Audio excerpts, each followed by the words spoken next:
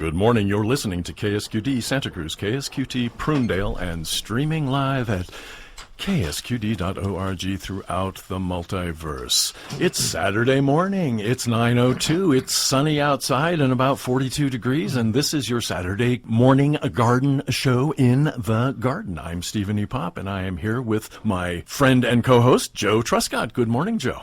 Good morning. We are sharing a mic this morning, not with Stephen, but with our two great guests. I am very pleased to introduce you to our guests today.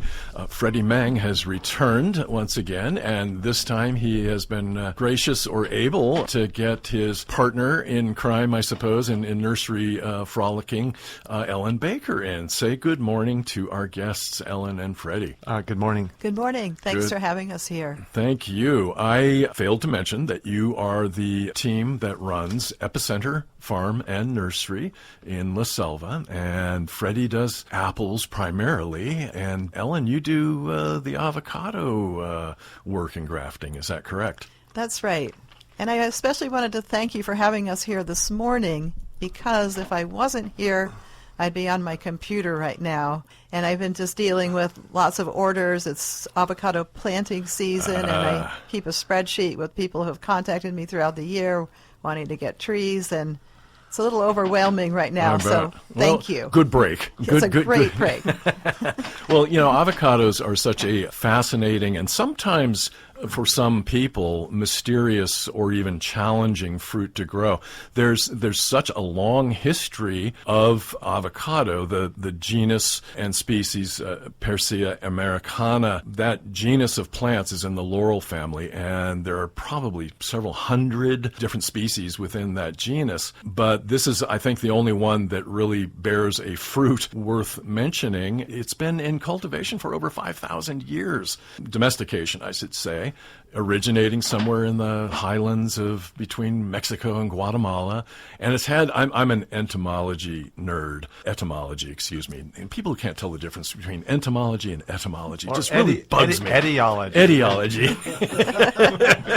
It just, yes. So I just wanted to briefly mention, you know, some of the origin names are so interesting. In Spanish, it's aguacate or avogato. The Nahuatl was aguacatel. Quechua was palta. And it's interesting that I was mentioning to Joe earlier, the Nahuatl aguacatel is a reference or euphemism often used for testicle, which kind of takes the luster off of the fruit a little bit, but it's still there. And another one of those words that's made its way into our vernacular was a guacamole, which means sauce or soup, a guacamole, which now, of course, we call guacamole to make our wonderful avocado dip or spread. And the fruit, I believe, was introduced to California in 1856, and it wasn't until 1915 that the California Avocado Commission changed the name from the more commonly used aguacate to avocado, and it caught on. So that's all I have to say about it. I want to hear about you guys and what you do with your avocados and kind of the year in the life of an avocado. I think the first thing we should do, though, is break or bust that myth. I mean, how many of us as kids have taken an avocado pit, stuck toothpicks in it, put it on top of a jar of water, got it to root, and where hands are showing, and then we, as adults, we think, gosh, I can do this. I can grow an avocado. I'll have, in a year or two, I'm going to have loads of avocados. It doesn't really work out that way, though, does it? Sort of. Freddy refers to that as the great avocado experiment. Uh-huh. Yeah, how many millions? I mean, millions of those seeds have been planted out in backyards across the warm part of the state. And maybe if 1% or less than that is a good avocado, then wow. Something that will actually fruit or bear a number of fruits that's worthwhile. Well, no, I mean, it could be there's a 50% average, a 50% chance of it being a decent fruit. Oh, okay. And half of 50% chance of being lousy, but maybe a 10% chance of it being excellent, a 1% chance of it being amazing. No. I mean, that's what the Hass is. It's a complete random seedling. Sure. Yeah. And there have been numerous hybrids made from the Hass and other varieties, but the Hass is like that's your really dark-skinned, almost black, bumpy variety that seems to be the one that shows up the most in supermarkets. I would guess that's because they ship better than the thin-skinned varieties. They also don't show damage because they're dark-skinned. Good point. And they store really well, so you can pick them and don't have to worry about them getting ripe for, at least a week, maybe even more if it's kept cold. Now, But I think what Freddie's really getting at with this whole sort of great avocado experiment is that people have these trees growing in their backyards, and they are excited about it. It's their own variety of avocado, and through the website, it's a fairly common occurrence that people will contact us and say, hey, I bought this house, and there's an amazing avocado tree growing in the backyard. Just recently, I guess like a couple of years ago, a fellow contacted us, and we didn't really believe him. He brought us some fruit. They were delicious and rich, beautiful, big round things. Yeah. And we thought, but he was picking them at a time of year when there's no avocados ripe in our area. Okay. And so we went to look at his tree, and it was loaded with fruit. And he shows us every year it's just black. You look up above into the tree, and your heart sort of stops. And so he's called that the Santa Clara Gold, and we're selling that variety now. And it's just a wonderful avocado. Wow. It's off season. It's delicious. It's big. It's got a small seed. It peels easy. It's a great avocado. Neat to hear. To hear. The avocado. I grew up in the Santa Clara Valley in San Francisco Bay Area, and we had a few avocado trees growing around us. Most of them, though, were in the warmest of spots, and the ones I remember the best were Pinkertons and Bacon, which are delicious in my opinion, but they're the thin-skinned, bright green. Rarely have I ever seen them in a supermarket. But when you talk about avocados fruiting off season, we're talking about climatic conditions that inhibit fruit production, but they flower all year long. Is that right? I think, there's a lot of things going on with avocados' seasonality. First of all, weather and temperature does affect, the bloom time, but genetically, being a mix of Guatemalan and Mexican fruit really fast, really early, Guatemalan are late, but they're all hybrids, so you've got a huge range of ripening times depending on whether they slant more toward the Mexican or more toward the Guatemalan. Right. So, and in fact, you're mentioning there the three main land races would be the Mexican from the Tehuacan Valley and Pueblo, and then the Guatemalan, and then I guess there's a West Indian land race as well. So-called West Indian, actually, never made it to the West Indies. Oh, okay. I mean, before Europeans brought them. Yes, right, okay. And they're not very good, so let's not worry we don't about talk that about much. those. Okay. Although they are very big. Yeah. Huh. Okay. Ugly stepchilds then. or something. Impressive, but impressive to see, but yeah. Okay. Well, let's start from the ground up then, so to speak. No puns intended. You're not going to grow your trees or propagate your trees from seeds, maybe other than the rootstock, or which rootstock do you prefer to use to graft to? Well, it's a perfect question because right now I'm collecting seeds from a variety called Zotano. They are easy to get because they're kind of considered the sort of the garbage tree from Southern California. The Hass growers plant Zotanos for pollination in their orchards, but they don't really have much use for the fruit, and so they ship them to markets where they just kind of dump them. And so I can pick up a lot of them really inexpensively. Then I take the pits and pot them up and grow them out and then graft them when they're about 6 8 inches tall, 6 inches tall. So tiny, it's hard to okay. believe. So you're starting them from the pits. They Yeah. grow up to 8 to 10 inches, and that's the point in which you can actually graft onto them. Yeah, I like to graft them when they're really small because then the graft scar is not so noticeable, and you don't have to cut it. Like I used to do it when they were about 18 inches tall, but then you're cutting off half the tree, and it has to regrow that. So How long after the graft takes, how long do you have to let it mature that way before it's saleable or usable? About 8 months. 8 months. Okay. And you can graft any variety, a variety of avocado to that rootstock? Yeah, although some are easier to, they're all the same propagation, but like there's one that's popular called a gem. I'm sorry, called a Gwen. And it's a wonderful avocado, but it grows really slowly. So no matter what you do to it, when it comes time to sell that tree, it's a miserable little thing, about a foot tall instead of 3 feet tall. Okay. So there's differences in how they grow after you graft them.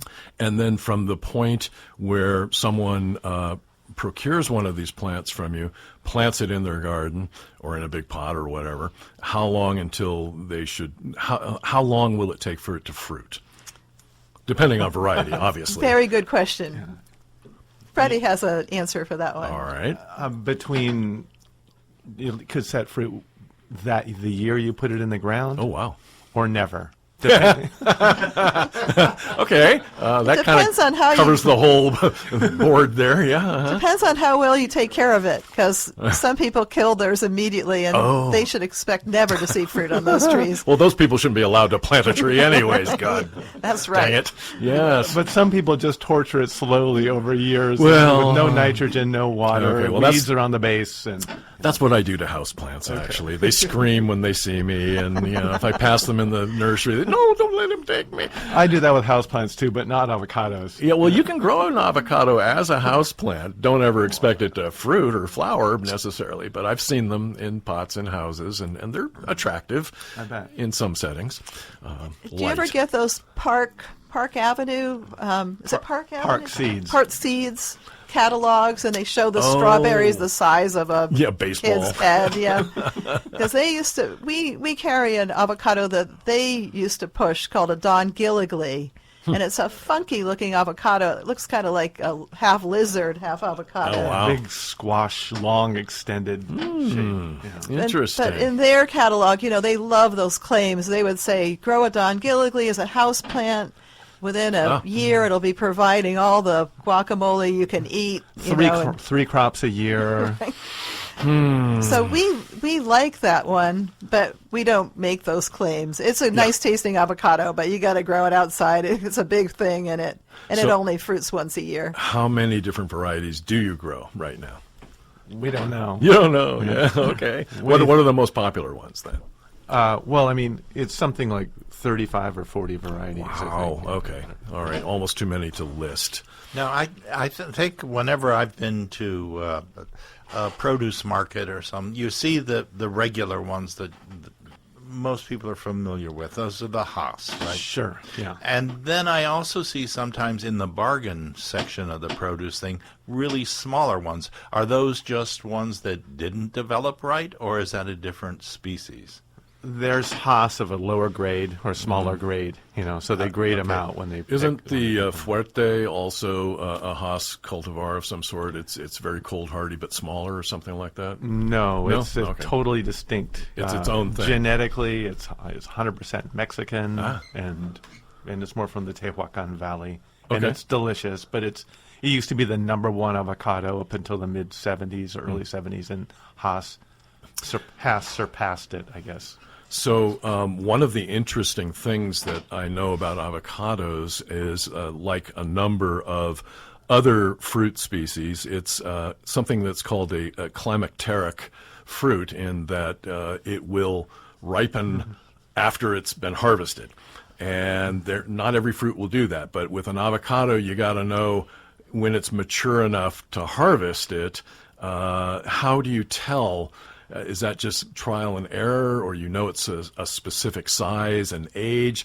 I guess if you leave them on the tree, they're going to eventually ripen and fall off the tree. But you wait till the rats start eating. Yeah, okay. They're your indicator species. The rats are good enough for the rats. Yeah. Yeah. Oh wow. So, but you can tell the color starts to change. They'll start to darken. For instance, if it's a Haas. Okay. And it'll get cloudy or kind of bloomy on the surface, gray instead of bright, shiny green. So Okay. those are all indicators. And if you own a tree, you get used to it. You know that your reeds, you start looking at them around Halloween. The house, you start looking early in the summer. The lambs, later in the summer. And you can pick one. You know, you have an avocado tree, they usually give you more than one fruit. It's usually feast or famine. You've got a couple of hundred or you have none. Oh, wow. And Yeah. so you'll pick one, say I have a house tree, I'll pick it one in June maybe, and if it shrivels before it gets ripe or before it softens, I'll know, I should wait a couple of weeks, and then I'll pick another one and see if that ripens properly. Yeah, the rubbery shrivel, look that means it's underripe. Oh, okay. And that means it's low fat. That means it's not going to No taste very oils. good. Okay. Some people pick their reeds in June because they look really good and big, and they don't get good until November. And we eat them November through March, and they're high fat and delicious. But if you pick it in June, you can eat it, but it's not very impressive. An interesting story I heard was that back in the early 1980s, I believe it was, the supermarkets put in hidden cameras in the produce sections of their stores, and they recorded people going to the avocado bin and squeezing them, and they would pass by all the hard avocados, and they would only take the ones that were soft. So there was this farmer named Gil Henry in Escondido, California, and he started developing the whole ethylene chamber, ripening chamber thing, and so that at that point in time, they were sending all of these avocados to market that were soft. And, what's the shelf life of a soft avocado? A day or two. A day or two. Yeah, it's just kind of one of those crazy things about it. Well, okay, so we've got the avocado tree grafted. We've got it planted. How should we fertilize it at planting, or should we not? Well, I think you skipped a stage because planting is a big deal. Okay. Like if the problem that we see the most often, people will say, my tree's not doing that well. Here's a picture. And we'll look and we'll see that they've planted into a hole in the ground. They want to have Made their the little bowl. Yeah, the bowl. Mm-hmm. Avocados need great drainage, and if you put it down in the ground, it rains hard. That bowl's going to fill up with water. Your tree's going to die. So we always say build a mound. Build a big mound. The bigger the better, and make that mound out of loose, sandy soil. Right, and have that root zone above grade. And don't dig a hole and then mix a bunch of sandy soil in it. Yeah. Build your mound above grade so that you don't have a pond with a bunch of sand in it and those Interesting. roots rotting. Yeah. That's a really interesting commentary there. I have heard citrus is being recommended to be grown that way as well recently. Yeah. Similar, yeah. Yeah, But and so you don't want to plant an avocado tree, folks, if you're in adobe soil. Or build a big mound. Or build a big mound go on high. top. Yeah, Yep. yeah. Build a hoyle or something. Yeah, there you go. And then once you've built your mound and you've planted when you want your mound to just be soil, don't mix your compost in or your fertilizer. But once you've got your tree planted in your mound, then you want to load up the compost, load up the wood chips on top. 12 inches is 12-inch deep around that entire mound. A mulch of mulch, yeah. 6 feet wide, 8 feet wide. Oh wow. Okay. 2 feet tall, and a foot deep of mulch, and renew it. Okay. Yeah, some folks down in Southern California are experimenting with just mulching and not even fertilizing, although fertilizer doesn't hurt. And it's interesting, the avocado roots are not deep roots. I think something like over 90% of their roots are in the top 6 inches of soil. So when you plant it in that nice mound, and then you mulch on top, that mulch is just going to be breaking down over the course of years. And if you scrape away some of that mulch and look at it, you can see that's just a network of avocado roots growing through that nice damp mulch. Wow. Right at the interface, or the mulch-soil interface. But then the other piece of it, and I'm sorry I interrupted you, Freddie. No, it's the okay. other piece is that avocados liked never to be wet, but always to be moist. And that mulch, especially in our area where we get the dry summers, that really holds the moisture in with the roots, and they love that. What is your favorite mulching material to use? hardwood chips, oak trees, acacia. Okay, so not pine and not fir and not anything with a lot of terpenes or I'll something. kind of use anything, but my favorite is hardwood. Okay. Would compost be an adequate mulch? Just throw everything on Yeah. there. We almost use our avocados as a Green waste bin. yes, a greenway. Yeah. We just throw it all on there, and Sure. they love horse manure, fresh or composted. Just keep layering it on there. Now, I have heard also that in commercial production, it takes somewhere on the average of about 18 gallons of water to produce a single avocado fruit. How much water do your trees consume, and is that just some random figure that somebody threw out? Yeah, you see Irvine talks about 25 gallons of water per tree per day. But they grow a bare earth style of avocado culture. So no mulch or No mulch, covering in the sun. lots of Yeah, evapotranspiration. it's insane. Yeah. We water our avocado trees once a week. We put about 10 gallons of water on the trees during the dry season. Okay. Once a week. And the mulch holds the water. It shades the ground. It keeps the soil cool. That's a ridiculous water. Super good to Yeah. know. Now, before planting an avocado, one should know perhaps first what the species is or what the variety is, and how big will it get? How much space should I allow from this? If it's going to grow 30 feet, if it's going to grow 60 feet, or are there dwarf varieties, and is there dwarf rootstock that could be used, similar to fruit trees? I think that when most people think about planting an avocado tree, they picture in their mind one of those enormous Southern California avocado trees, like 40 feet tall and equally wide. But on our property, we've planted ours on 8-foot centers, so each trunk is 8 foot away from the next tree. And it helps keep them small that way, and then we like to keep them pruned pretty small, too, from the top, so that they stay maybe at the most 15 feet tall, but many of them are much smaller than that, or maybe 10 feet tall. And, in Santa Cruz County, in a lot of California, people don't have the space in their backyard for an enormous tree. Sure.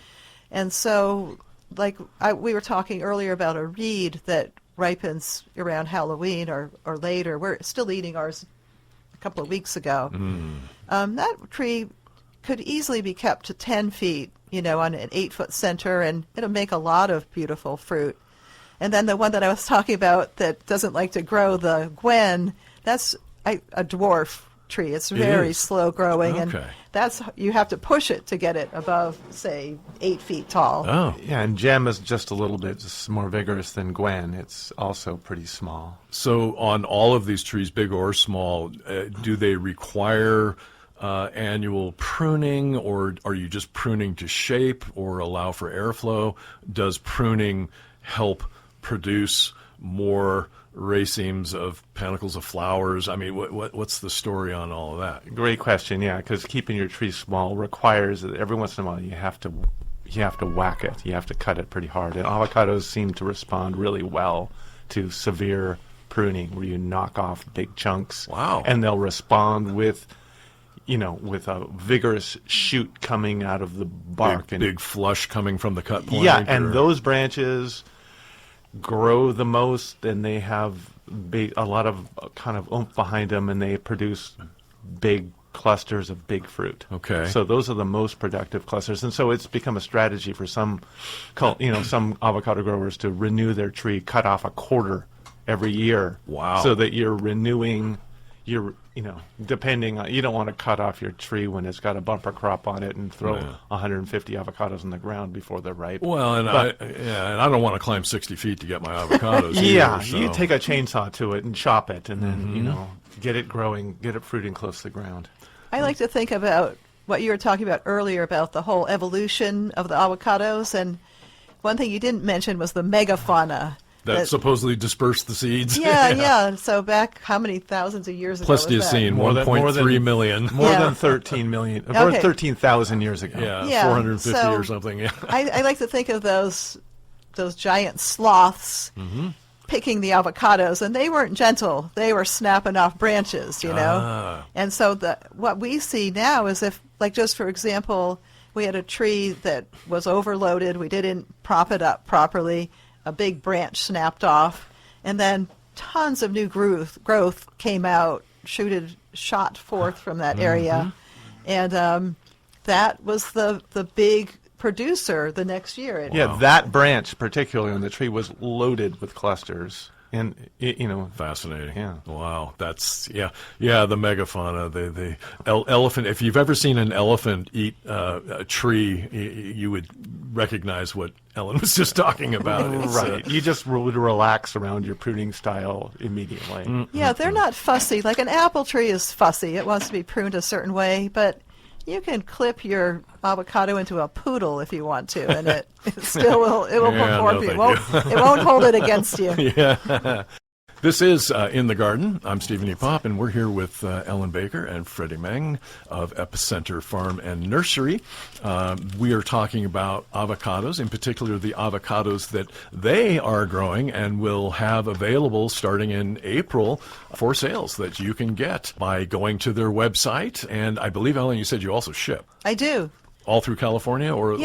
Just through the state of California. Okay. Now, Freddie, I have something that we talked briefly the other day, and I was so privileged to have a tour of your home ranch there, and absolutely fascinating. I'm very jealous of how much you've got crammed into a small space that you can, and it's so productive. Everything looked healthy. But we had this talk about the flowers, the flowering, this A-B thing, and now I have read this, and I'm going to get this wrong, I'm sure, that on the A variety, and I might have this backwards, but it opens at one point as a male, closes, and then opens again as a female, and then the other is just the opposite, because they're mostly self-pollinating, aren't they? Or better to have a pollinator? Yeah. Take your pick. So if you go buy an avocado, a Hass is an A-type avocado. They've been trained to sell you a B-type to pollinate it because the A and the B are complementary. And you're right, the A opens in the morning as a female, and then closes and opens the next afternoon as a male. And the B type is a completely complementary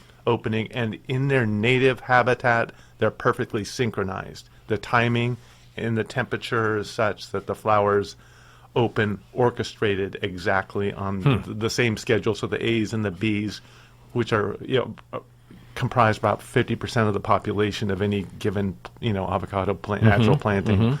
They'll pollinate one another. But up here, that doesn't hold. We're a couple thousand miles north, and our temperatures are 20 degrees colder. Flowering is completely chaotic. So A's and B's don't necessarily overlap, and B's suffer greatly. B-type avocados tend to not fruit. A's don't need pollination from another variety. They are perfectly self-compatible, pollinate themselves, pollinate other A-types. And is this wind pollination or insect pollination? Insect pollination. And you said something interesting about bees not being particularly fond of avocado flowers to begin with, but they do go to them if nothing else is available? They go to them, but they love the native wildflowers, or apples. They love a lot of other things besides. I mean, bees are not native. So it's interesting, in the springtime when avocados are in bloom, ours are in bloom right now, so is everything else. Fruit trees, the cherries and the apples are blooming, and the flowers are blooming, and bees just go to those other flowers. They're not crazy about the avocado flowers. The pollen in there is sticky. I think that they evolved with insects that liked sort of a stinky flower, and so they just don't pollinate those. And we have a variety that we really like that, in my humble opinion, is the best tree for the Santa Cruz area, and it's called a Carmen. Carmen. And one of the reasons that it's so great is because it blooms twice a year. So it's blooming right now, and so the insects are mostly ignoring it, although some do go to it. You get a crop from the spring flower. But then it blooms a second time in October, November, and there's nothing else. And so the bees, everything goes to the Carmen flowers. And we often end up with a huge crop that's set in November, October. And those fruit are ripening right now. Okay. About a year and a half later. Right. And and then we'll also get another crop from them that will ripen October, November. And since there's that whole maturity, ripeness kind of thing, that they become mature, but then they hang on the tree mature until you pick them off over 6 months.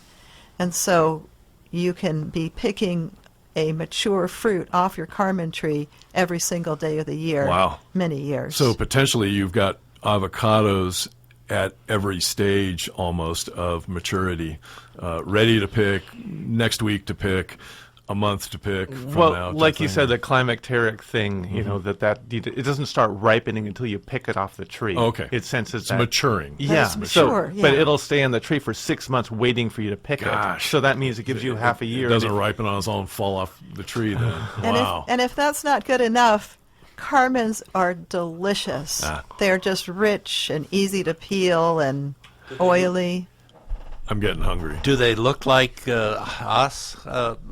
Describe the fruit. They look a lot like a Hass. It's actually a genetic mutation of Hass. It's pretty close. It's a couple of chromosomes off or something, and it was found as a sport on a tree in Michoacan, Mexico, in a Hass orchard. And they propagated it. And it's so Hass-like you can't tell. In fact, it's sold as Hass in a lot of places. But the fruit that sets in the fall is rounder than the fruit that sets in the spring. Oh, interesting. Yeah, and different so, shape. Yeah. So you can kind of tell that way. And you said Michoacan, and I was going to ask Carmen if it was from the horticulturalist Carmen's nursery back in Los Gatos, Los Altos. Days, Not at but, all. No, no relation. Yeah, Okay. I don't know what that. Pretty fascinating, but yeah.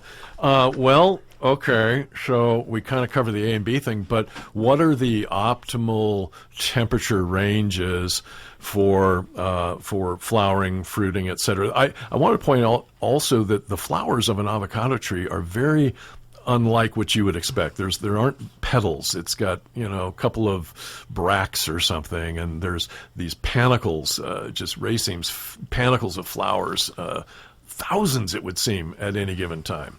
But what's the optimum temperatures? Pollination is supposed to occur, but 77 degrees in the daytime, 68 degrees at night. And that's when their flowers synchronize and most efficient growth of the pollen tube, extension of the pollen tube down into the ovaries, and everything works perfectly. But when do we get that in April? Yeah. We get 77 degree days sometimes, but never a 68-degree night. It's never happened. That's part of the problem. Well, that's why we talk about the B types. Let me talk about the B types. Sure. That's the Fuerte, the Surprise. What else? Charwill. These are amazing avocados. They're great. Nimblio, Nabal, great avocados. Ettinger, Yes. Surprise, Walter Hole. Yeah, dogs, 100%. In this climate, they don't function because their physiology is such that they need around 60 degrees at night in order for the pollen tubes to grow and the flowers to open properly. So unless you're living in a thermal belt zone here on the Central Coast, you could engineer a greenhouse to grow yourself or some very create expensive avocados if you choose. Well, I mean, I have seen some rare fruit growers and others where they will put up a plastic mini greenhouse around the tree if it's small enough, just to give it extra heat at night as things are cooling up. But I don't know if that would work. We feel like just plant an A variety. Yeah. They're so good. There's Simpler. so many of them. And this is going contrary to 100 years of dogma. It's our wheezy little voices, against this zombie fact that people have been promoting. But there's been some DNA, there's a couple of researchers in Australia who tortured a lot of avocado flowers. Sedgley and Grant, they've got a couple studies, 3 or 4, that talk about temperature and pollination and B-type avocados. So, yeah, go ahead. Well, they can do DNA testing now, so they can take the pit out of an avocado and they can determine what the pollen parent was. And what they've discovered in areas where the colder nights are, that close to 100% of the time the pollen parent is the tree itself. So it's just self-fertile. Self-pollinating, yeah. Well, and then the problem that I always hear from people attempting to grow avocados, other than the things that you pointed out earlier, how we can kill them just by planting them wrong, it's too cold where I live. And I mean, there are varieties that'll get down to 33, almost 29 degrees without dying, but that doesn't mean they're going to be fruiting either. What varieties are best for the cold, more temperate areas? There's a variety that is a found seedling from Santa Cruz. It's called the Bonnie Doon. Oh. We've got a customer up in Shelter Cove, up in Humboldt County, sent us pictures with like 4 inches of snow stacked up on top of the hundreds of fruit hanging from his tree. Holy cow. And then harvested them later. Perfect. You know, he had amazing. Yeah, freezing temperatures repeatedly. It's quite cold hardy. We don't see damage on that one at 25 degrees. Okay. Yeah, okay. So, and that's one that you guys produce? We produce it, we propagate it, yeah, and it's actually terrific. I think growing on by the Bonnie Doon Winery office. Yeah, the story behind it was that New Leaf used to be Westside Community Market like 100 years ago, and supposedly one of the produce people had a avocado, and they ate it, and they tossed the pit outside, and it grew up to be a tree. And we noticed that it was doing well even in a really cold winter, and it was setting fruit even when no other trees in the Santa Cruz area had been setting fruit, that it was really reliable.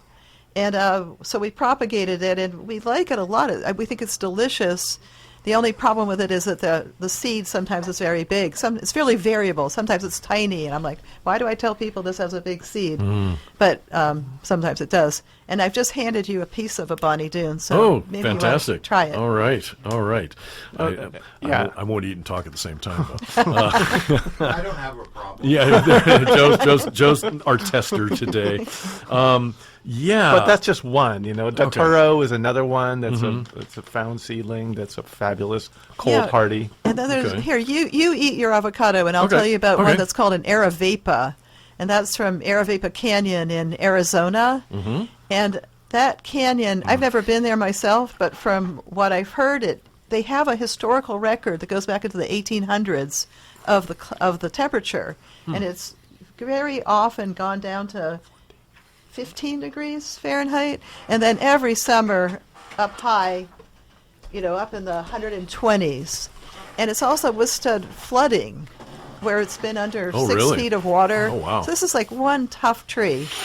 But it makes a pretty nice avocado. You would think it would be a lousy avocado, but it's not. We really like it, and just love it that it would be so strong and hardy. Right, it's a survivor, and it's a geographical extender for avocado range. Well, I'll tell you, that Bonnie Doon I just tasted was probably the best piece of avocado I have had in years. It was buttery, it was rich, filled with oils, has a nice aftertaste. I mean, you could judge it like wine. And it's March. It's March. It's this is a very early avocado. It's kind of so remarkable. you just picked this? Yeah. I mean, or you picked it and I picked it 5 days, 6 days ago or something. And let it mature. Yeah, but that's ripe. It's just an odd early ripening. It's the first good quality avocado of the season. Are there scientists who are trying to get the seeds smaller and the amount of fruit larger in an avocado? I think there's a natural people like that, so there's a natural selection toward it. But really, the scientists are trying to breed avocados that look exactly like a Hass, so they can sell them as Hass. Because Hass is the dominant market variety, and the packers want Hass. So if it doesn't look like a Hass, doesn't act like a Hass, then it's rejected, no matter how delicious Interesting. it is. Yeah. That's a bit of an exaggeration, but But I'm curious now. What are some of the other ones look like? Well, there's one that we grow that's called a Janbois, and it is a variety from Southern California. It was named after the wife of a entomology researcher. I have a hard time with those words too. A bug dude. And it's a small avocado. It's maybe 4 inches long and narrow and smooth skinned. And when you cut that small avocado open, it is always shocking, even if you're used to it, because the seed is about the size of a dime. Well, now I have to ask you this other question, because in my research I found out there's this thing called the cocktail avocado, or the cukes. These are these bizarre looking, I don't know, mutations or whatever that can happen on almost any tree, and they look like a cucumber, and they have no seed at all, and supposedly you can eat the skin and everything. Right. Do you ever see those guys appear on your trees? They don't, sometimes, not very often for our trees. There are particular varieties get them more often than others. We don't see them very often. But it wouldn't be something you could market. It's like a parthenocarpic. It's setting fruit without being pollinated, and no seed forms. Well, and as I'm looking at this pit here, I'm reminded of the fact, this is the nerd in me coming out again. Avocados are technically, botanically, a berry because of the slight, very thin pericarp around the pit. So they're a berry. Avocado berries. I think I would also be remiss if I didn't mention another great reason why you should grow your own avocados. Our friend Marco Poner, who has Agua Viva Nature Reserve in Colombia, in the Farallone Mountains, would want us to say most of the Mexican, Guatemalan, and Colombian avocado trade is now controlled by the Sinaloa cartel. So we should be very serious about consuming California-grown avocados, maybe Peru or Chile, but grow your own. Grow your own. Listen to these magnificent varieties that you can get at Epicenter Farm and Nursery. You won't find these in your box stores or in the major market trade. I can't encourage people enough. Now, before I get too far off track here, a couple more things I should say. There are certain people who can have allergies to avocados, in particular those who have latex allergies. And there are occasionally some pollen allergies to certain people. Low enough percentage in the population, but just have to point that out. But what about pests? What diseases and insects and sorts of things are we going to be looking out for in our backyard orchard? Well, there's the avocado thrips. Okay. That, is that like a California thrips? The real pests are the neighbors. All right, the unwanted forager. Yes. Okay.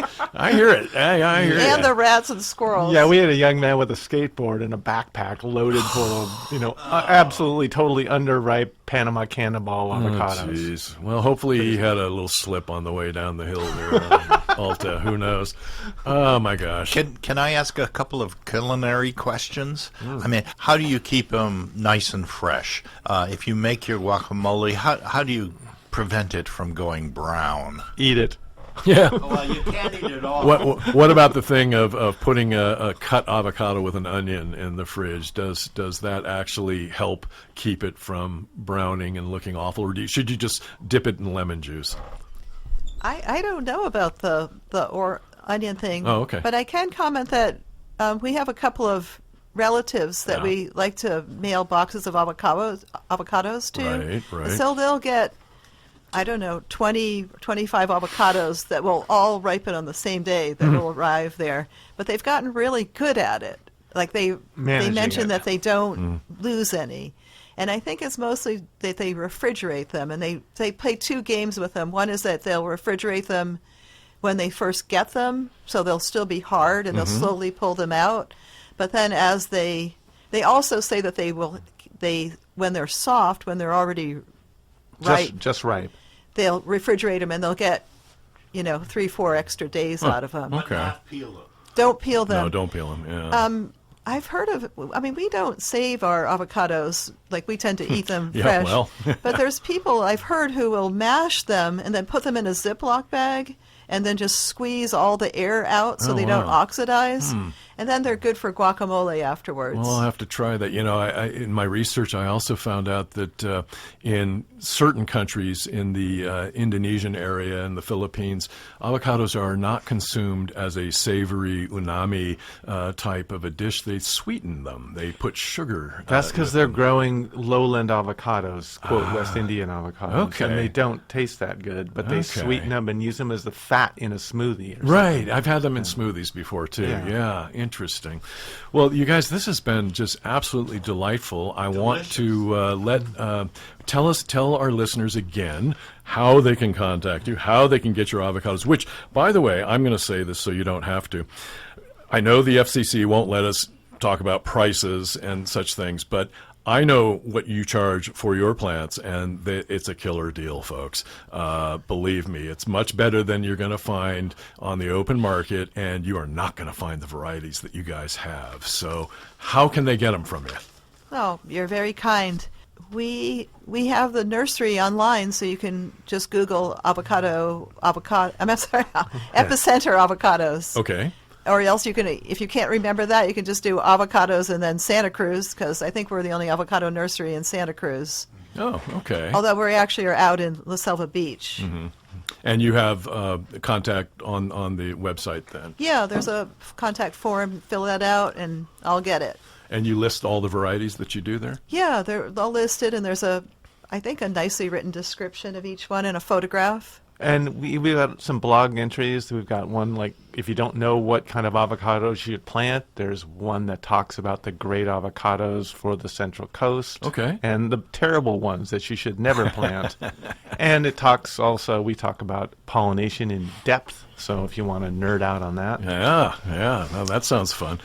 Should we also give a shout out to the Monterey Bay chapter of the Rare Fruit Growers Society as well, which you guys are part of, I believe? Yeah, we're long-term members, and I would give credit to the California Rare Fruit Growers for our nursery and for Freddy's apple orchard, that we just got introduced by that group to the fact that there are more than one or two varieties of apples, and we found out there are thousands, and we got interested in avocados in the same way. Are there really just Hass Bacon? No, there are a lot.